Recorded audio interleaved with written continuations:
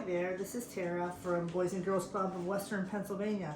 Today, manager of arts programs. Today I'm going to do a culinary lesson, super quick, super easy on how to make the best, tastiest California type avocado egg sandwich, open face.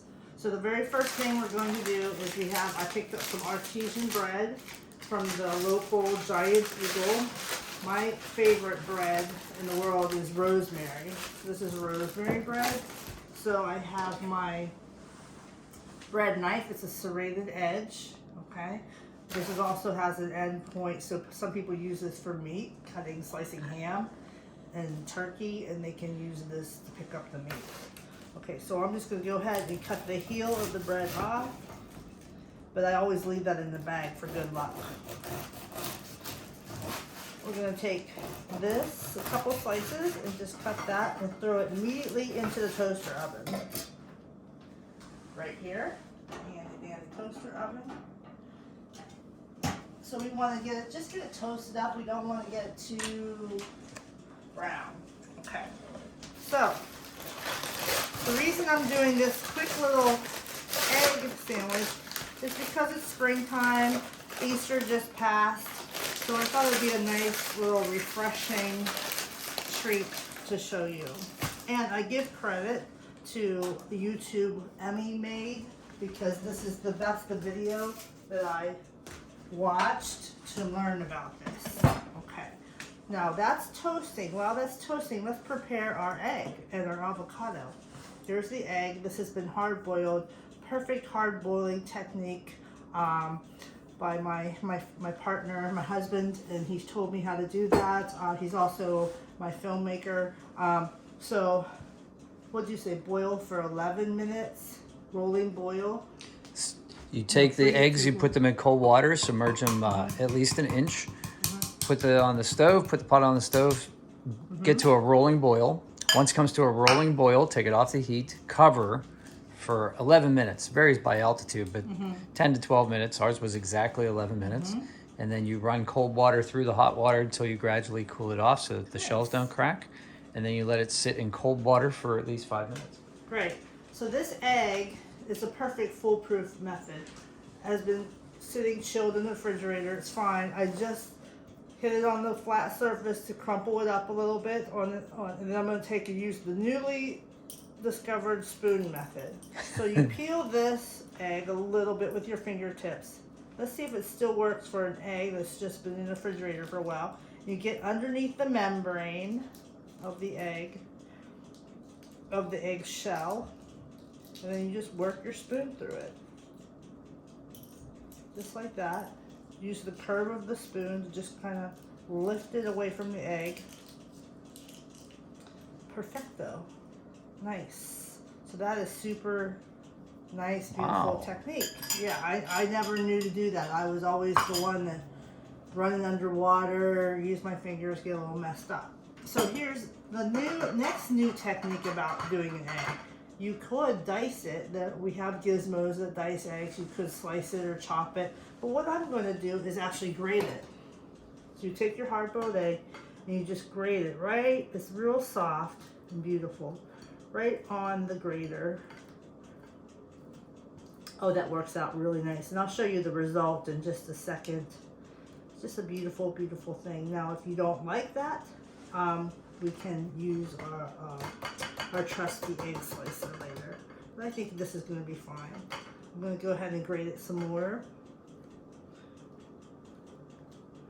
This is kind of like a nice, loose way to do this. Good. So we'll leave that little part there and I'll chop it up a bit. There we go. And here's the beautiful result. Get all the parts out. Okay. Let me use my spoon here. Look at that. Just beautiful. Now I'll pick this up so you can see it a little bit better. There we go. Beautiful. Okay. Now our bread is nice and toasted, so we want to pull that out. Ouch. Hey, mama. Okay. I did overdo that a little bit, but that's okay. It'll be fine. Patrick, would you mind grabbing me a dish, a plate? Just a little plate. Any plate. That'll hold the toast. Okay. Now, thank you. Perfect. Now we're gonna take care of our avocado. Hold the nice knife firmly, okay? Go around and washed avocado. I washed this. I'm gonna take the sticker off. Because the reason I say wash your fruits and vegetables is because you're gonna be putting your knife through the skin. And you don't know where this vegetable has been, so you want to be putting your knife. You're going to be putting your knife through the skin, and you're going to be pushing anything that is on the surface of the skin into the meat of the fruit or vegetable. So you want to take and wash it. Give it a little rinse. No big deal. Okay. Put our toast on there. I put it around horizontally, and then I'm just going to twist it. Boom. Okay. Then what I'm going to do is I'm going to take that same knife and very carefully, watch your fingertips, give it a little chop right into it and a twist. Oh, this was not going to work. And a twist. There we go. Boom. So that's a tricky thing, okay? So you can take this avocado and carve it, wash it and carve it. I might do that later, but I'm not sure, okay? I might also save the skins and dry them. I do have 2 avocados in the refrigerator pits to carve already. Okay, so then I'm going to take my spoon, the all-purpose spoon for everything today, and I'm just going to go around the edge of the avocado like so, pop it out,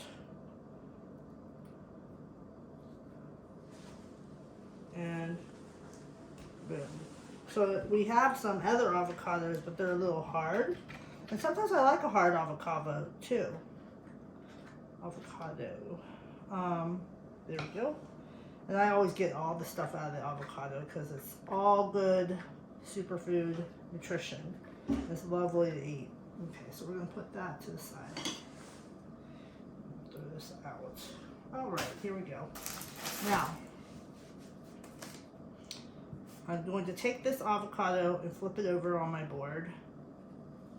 We're just going to give it a little slice on a bias. We want it to look really, it's all about presentation.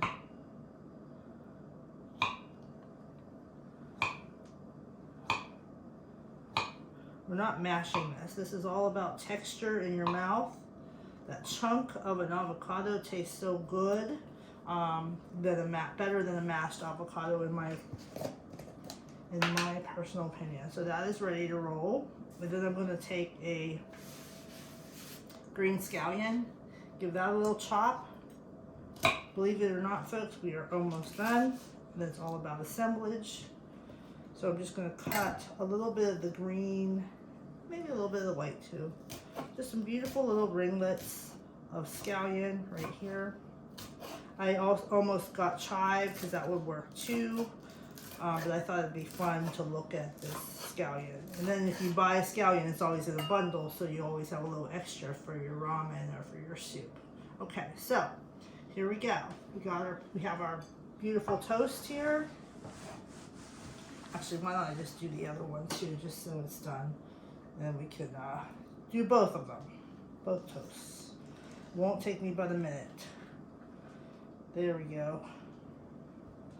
Now, in the video that I enjoyed, you'll see what we use for a spread underneath, but they had Vegemite, which is something that I'm really interested in. And I could not find that today, so we'll be looking for that shortly, because that'll be a part of our recipes. Here we go. We take our toast.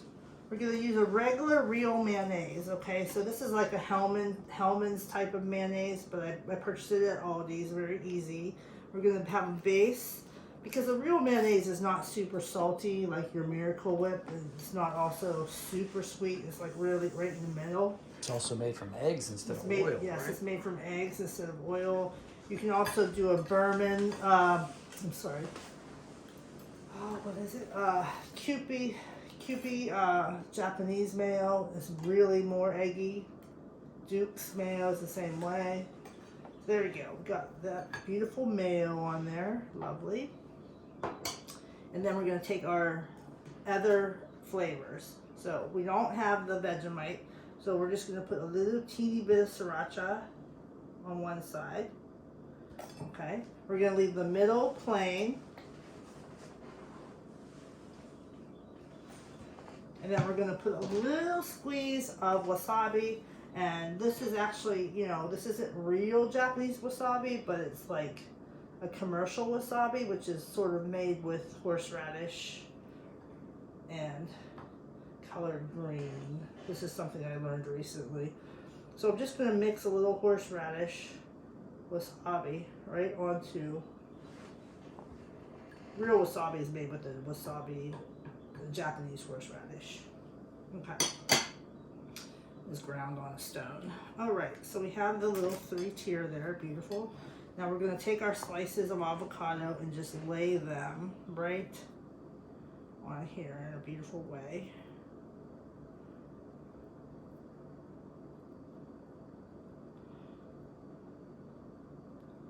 Nice. Just lay them out however you like. But just make it look pretty, because food is always much more tasty if it looks really pretty. Okay, good. And then you're going to take your ground up egg.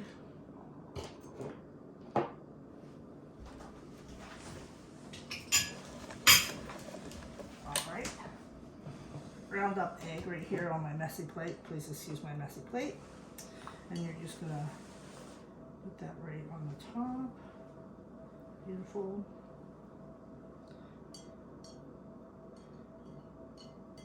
However much egg you like. Now, there are egg and avocado combo salads that are really nice. People mix them in cubed form, both avocado and egg. Lightly mix it so it's not too broken down. And sometimes they'll add like a bit of crunchy lettuce or something. Or I've actually seen people do like some slivers of almond in there. Now we're going to take a little bit of spring onion or scallion right on the top there. A little couple greens for color. Beautiful. I know it looks like a heaping mess, but it's all going to be good. And now, I've seen people also take seasoning now and put seasoning on this. I don't want to put seasoning on this. I want to just enjoy the natural taste of the bread, the rosemary bread, the hard-boiled egg, the avocado, the onion, and the sauces. That's a lot of flavors in that little bite. Okay, now we're going to do a taste test. Patrick, would you like to taste test this? Mm-hmm. I would. Okay, I just suggest you take this one, because this one's a little bit more burnt.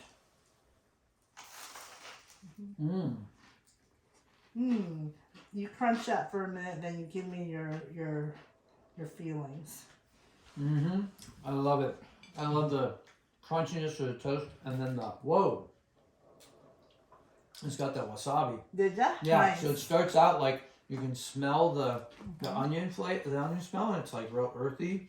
And then you crunch, and then it's creamy because you got this and the egg and the avocado, and then boom, man, there's an explosion of flavor.